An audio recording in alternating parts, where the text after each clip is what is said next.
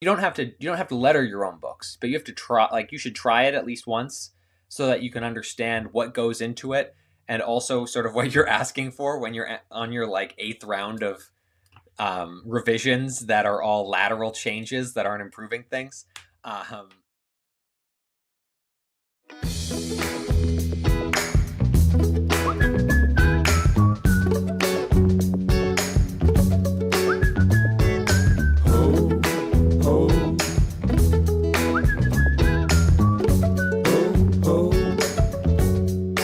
Welcome to Storycomic Presents, where we interview amazing storytellers and artists. This is episode 492. I'm your host, Barney Smith of Storycomic.com, and we're excited to have with us the internationally acclaimed comic book creator, Lyndon Radchenka.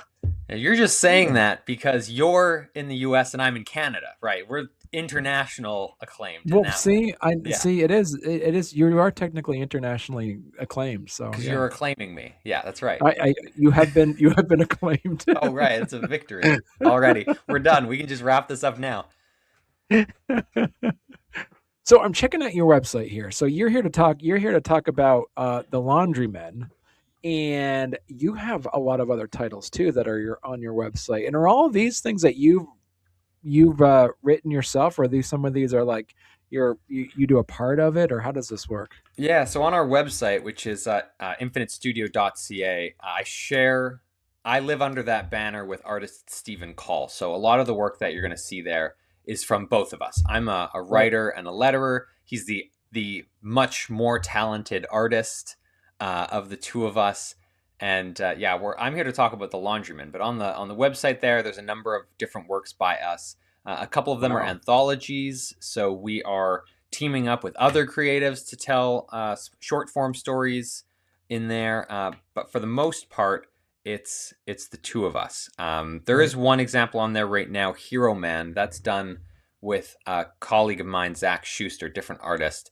That's traditionally published here in Canada. We actually traveled last year, beginning of 2024, so a little over a year ago, almost, I guess, 2 years ago at this point, to the International Comics Festival in Angoulême, France, to talk about working on that book together. And I really need to add a couple more books to this website. You know, I just I had a short come out with DC Comics in the fall, and we had another book come out last year. I'm lettering a book called Death Fight Forever that's coming out with Image in February here, and so things have been a little bit crazy. I've been lax on my adding books to the bookstore there.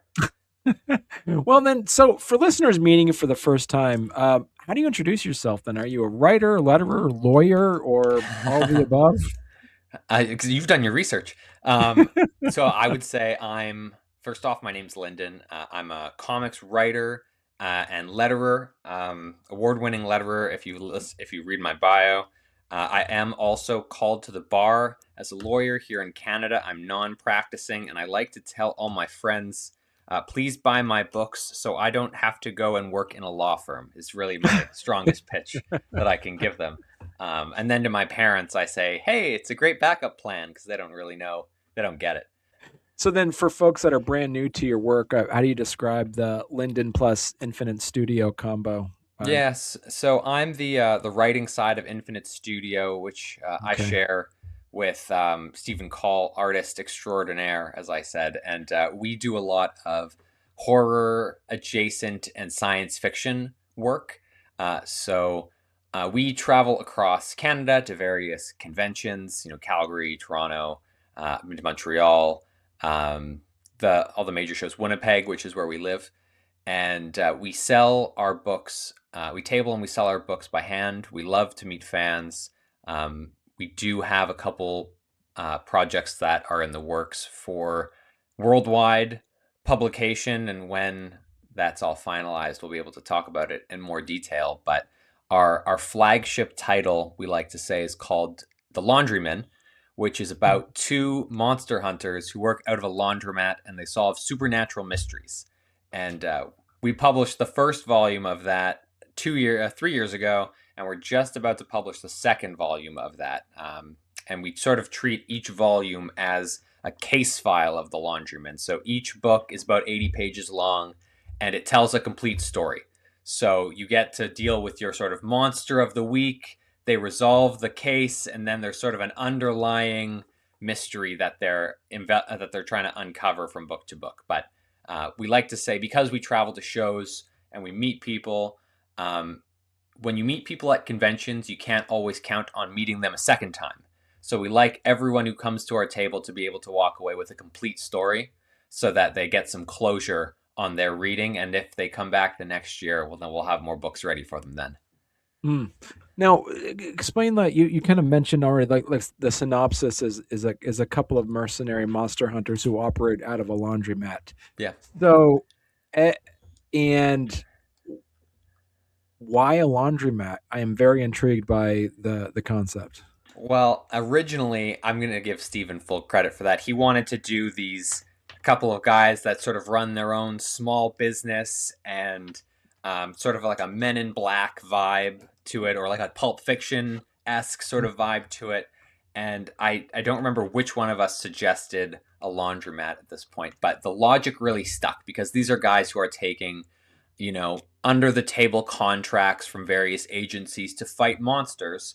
And so they need a method to get all of their things clean without anyone asking any questions. Okay. So there's sort of a, for lack of a better pun, a money laundering system going on here. But underground and with all of the things that society is too scared to admit exist under the bed.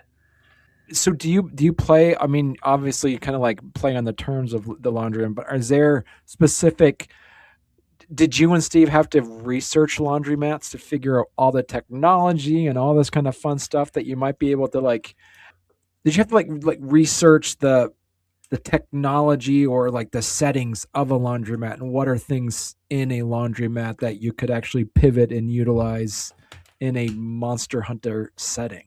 I mean, it's actually so funny that you ask that, because I just was writing our third book that Steven's going to work on now that he's finished book 2.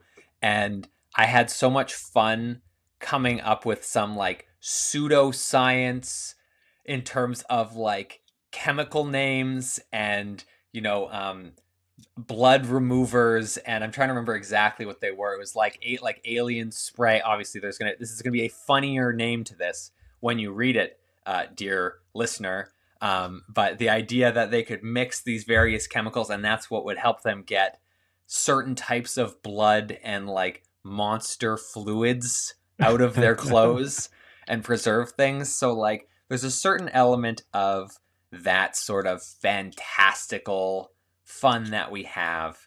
But being people who have been surrounded by small businesses for our entire lives, I've seen and witnessed the fun mundanity of what goes into we have to do the books, we have to do the payroll, we have to do all the boring stuff. Oh, but we have to go kill a werewolf. It's just, there's this great contrast between the two.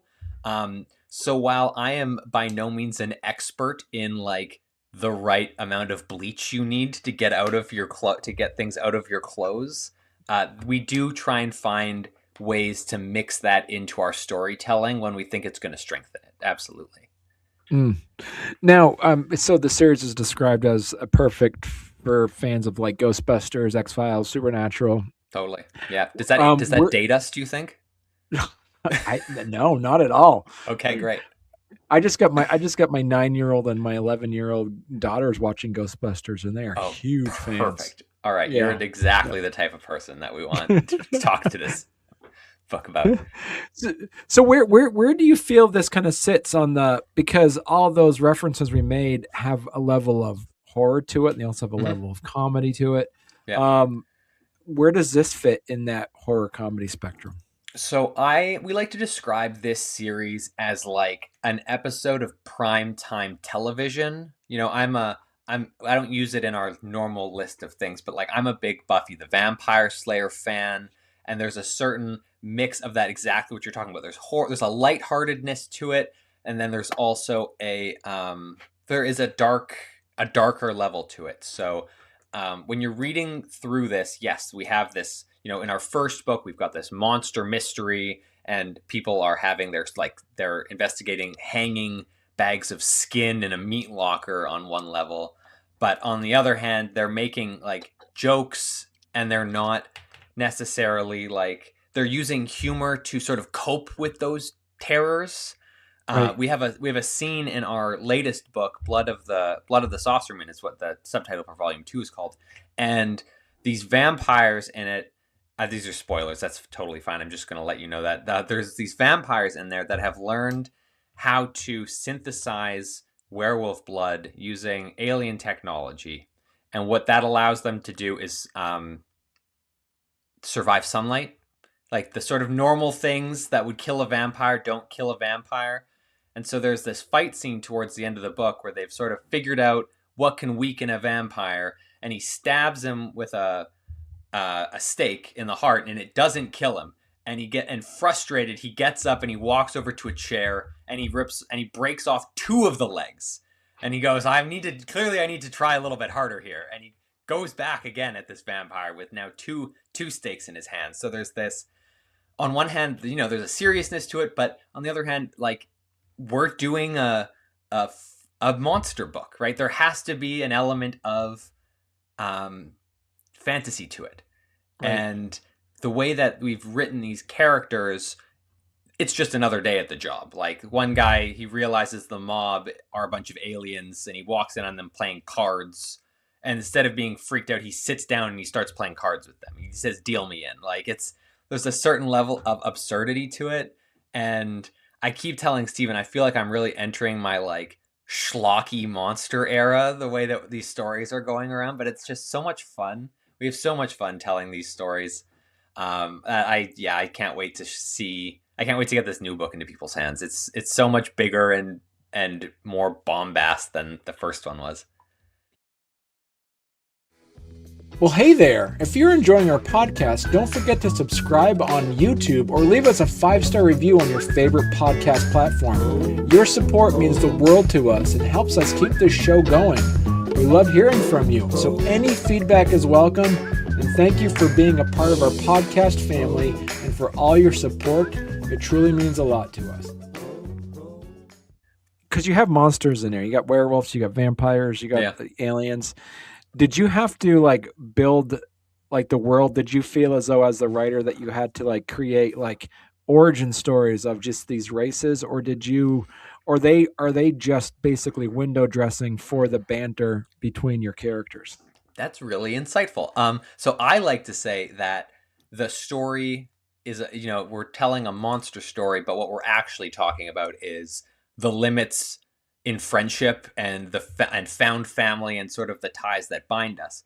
But when it comes to the lore of the monsters, what's nice about using a lot of these public domain monsters, werewolves, vampires, these sorts of things, is a lot of people bring a preconceived expectation of what these monsters are. And so we take those and then we try and build on top of them. How can we add something new to the lore?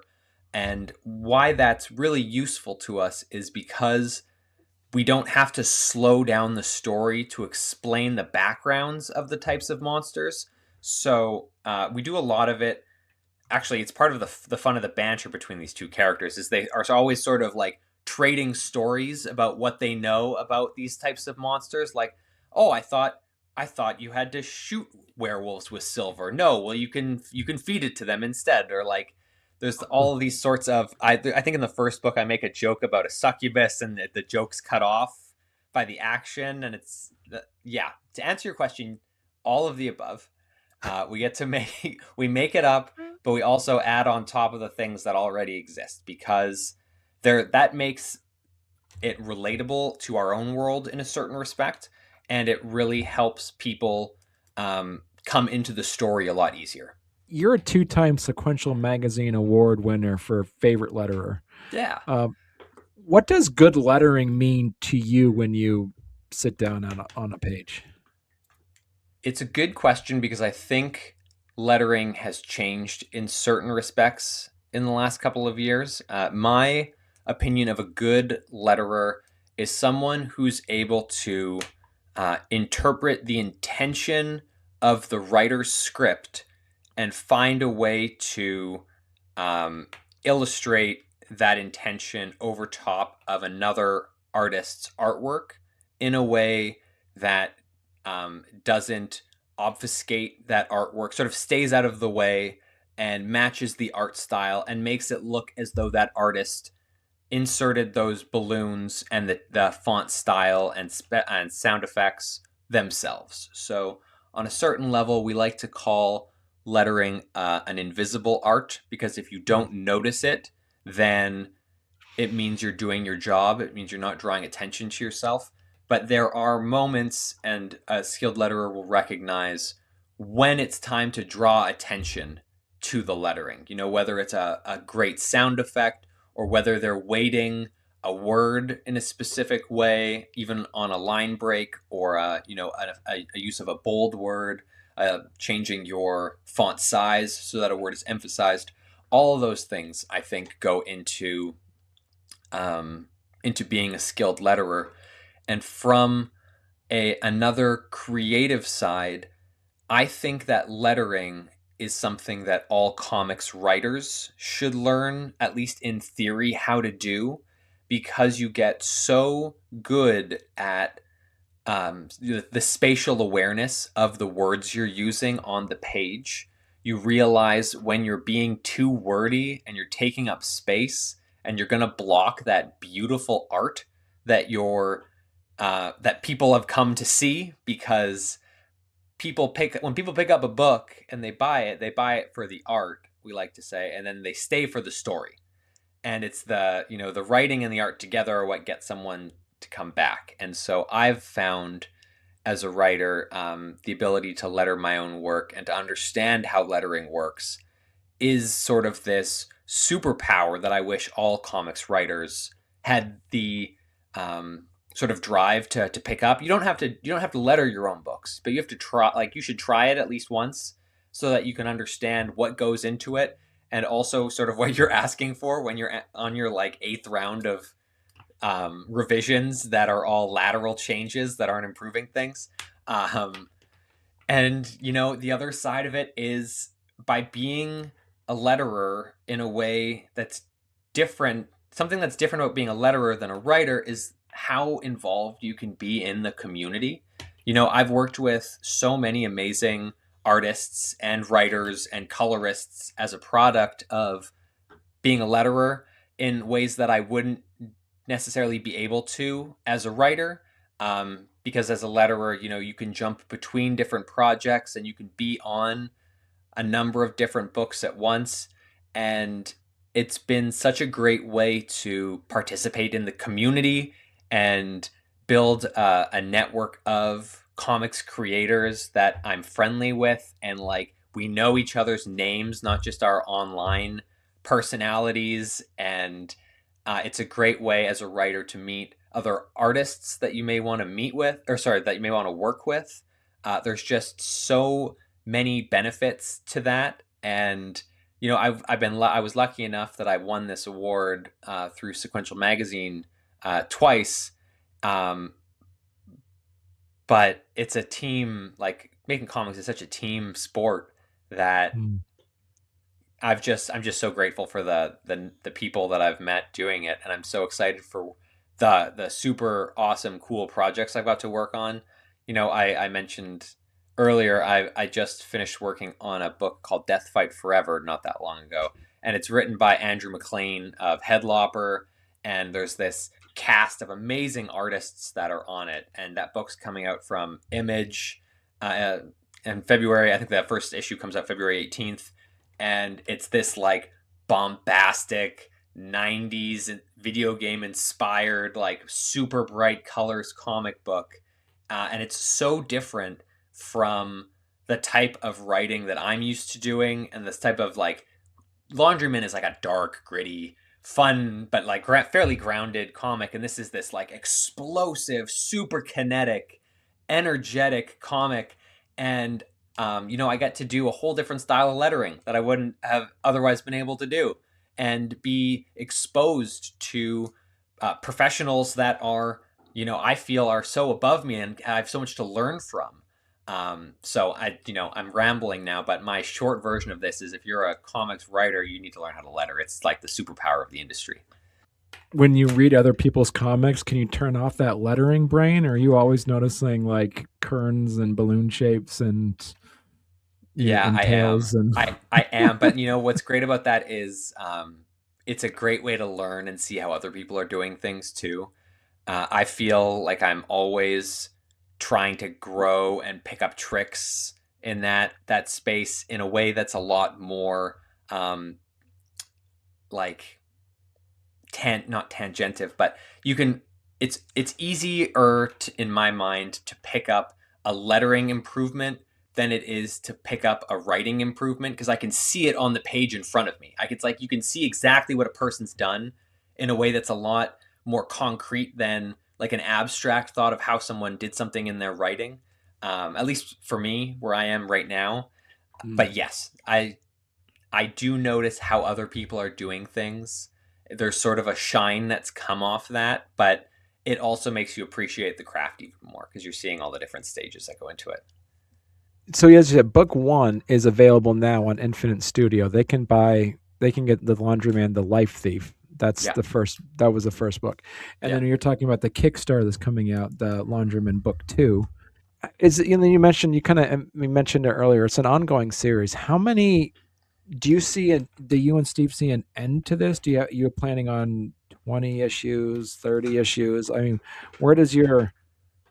is it so bringing up the issue of like Supernatural and then also Ghostbusters? Is this something like Ghostbusters where there's going to be like good finite storylines, or is it going to be like Supernatural where there's like where it never 15 ends? seasons? So it's funny. Stephen and I live in Canada. We're very fortunate that Canada has a system that supports the arts. And so Stephen and I's first 3 volumes of the series were funded by various levels of government here. So we have been paid to make them. Those books are coming out no matter what, which is great. It's super exciting. It really takes the stress off us in that sense. It doesn't pay to print the books, but it pays like a page rate to make the books, to give us time off of work to make the books. So we're going to do 3 for sure of those. Before the next Laundryman volume comes out, am working on a spin-off book that follows right after Blood of the Saucerman, which is the book that's on Kickstarter starting February 2nd. And that book's probably going to come out in a year or so, with the next Laundryman volume coming out a year after that. In our plans, we currently have a 4th volume conceptualized and sketched out, and it is going to resolve many of the storylines where we've been building up across the first 3 mainline volumes. So there's going to be sort of a sunset, I call it a sunset point, built into that book so that we can finish the important storylines that we started, give Stephen an opportunity to draw something that isn't the Laundryman for a while if he wants to, and give us time to recoup or regather our thoughts and think about where we would want to take those characters next, if there is a place to do so. Because like you say, with series like Supernatural that never end, I really felt that Supernatural had a great ending after season 5. Let's try and shoot for our season 5. So there's one hand where we don't want it to go on for forever, but I also am a strong believer that and I think I'm quoting Todd McFarlane when I say this, but if you can reach 50 issues of a book, which, if I'm being clear here, each Laundryman book, think of it as 3 issues, because that's how we've structured it. So it would be like 13 books. If we could reach 13 books, that would be amazing, because then I think you can really build something with some lasting power. Right. But there needs to be the juice there.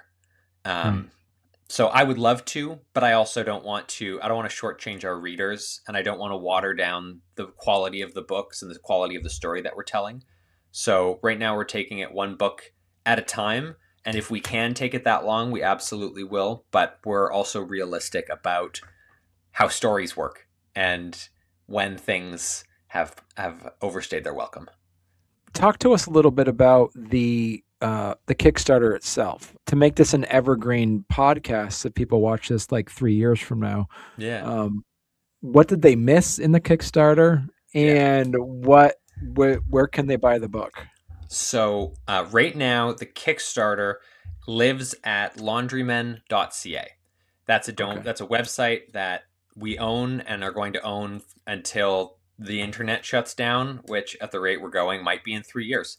But at that website right now is the Kickstarter for Laundrymen books for our Laundrymen 2 campaign. And what we're offering, and you have missed out on this now, dear listener, 3 years from now, is the first 2 books being available to order. So you can order just the second book if you already have the first one, or you can order books 1 and 2 at the same time. And we've got digital tiers. We have our standard tier. We have our signed tier, and then we have at the higher level there are book bundles. So you can get all of the books that Stephen and I have worked on together. You can get all of the books that Stephen and I have worked on, period, which includes our various anthologies that we've worked on, the DC Comics anthology that I worked on, and a number of add-ons so that you can sort of customize the book bundle you're interested in if you want. So that's what we're running for 28 days, February 2nd, 2026 to March 2nd, 2026.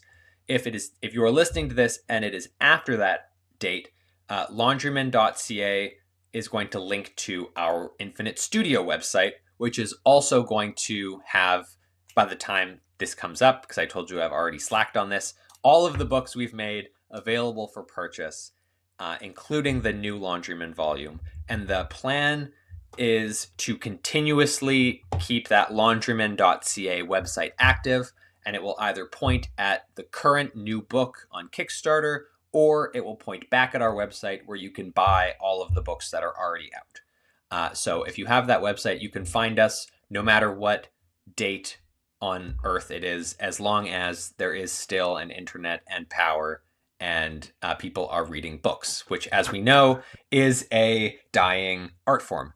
So they can Infinite Studio, and you mentioned to the laundrymen.ca as another spot for it. And check. And how long is the kick? So also for to take it off of Evergreen and make it like finite. So right now, when is the Kickstarter begin and when does it end? So it starts February 2nd, 2026, and it's going to end March 2nd, 2026. Perfect. And I anticipate that books, if it goes like our first campaign did, we had our books by the middle of April, and everyone had their books before June. That is again the hope. We don't want, I got a Kickstarter update not long ago from a book that I backed 3 years ago, saying, "Hey, we're almost ready to print." This book's done. By the time you're listening to this book is done. It's ready to go to the printer. We're just waiting to see how many copies we can afford to print, which is what the Kickstarter is partially for. How many books we can get our hands on. And then we're going to fulfill those after. So it should hopefully be pretty smooth. My only slight wrinkle is that my son is scheduled to be born on May 3rd. And so I'm really hoping that the books are in and we have our fulfillment done before that. Otherwise, Stephen is going to be doing it on his own, and it's going to take slightly longer. Right. Perfect. Lyndon, you're going to have to come back on when you have another book coming out. What do you do this yearly now? Is that? It's probably going to be before that. But next time I will bring Stephen, who is so much better spoken than I am and much better looking. So it'll make the whole conversation more fun, and he can talk about all the things that I do that drive him crazy. But I know that we would both love to be back. This is so much fun, and I really love your background. I've been checking out all the books behind you. It's been great. It's been awesome. Yeah. Excellent. Thank you so much, Lyndon. No, thank you so much, Barney. It's been such a joy. I really love, like I said, I've loved listening to your conversations with guests past. So I'm going to keep doing that. And I hope that in 3 years, you're also still doing this. It'll be like episode, 900 at that point? Something 1200? there, yeah.